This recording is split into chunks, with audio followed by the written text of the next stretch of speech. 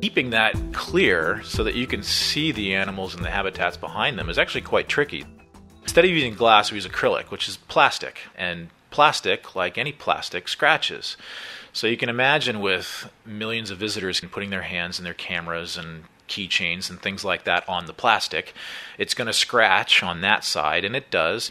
And then every day that we're doing our things behind scenes and that we're working on the other side of the acrylic, we inevitably will scratch at rocks and sand and things like that and eventually hit it, and animals doing their thing.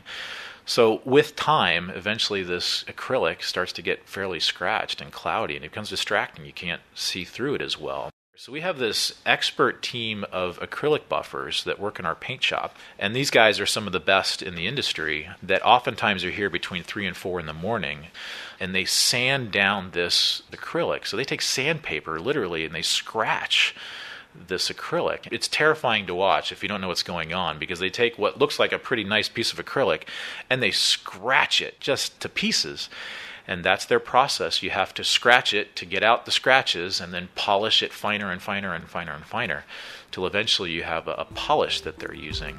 And after hours and hours and painstaking process and all this detail, they've got this beautiful, clear piece of acrylic that's just absolutely amazing.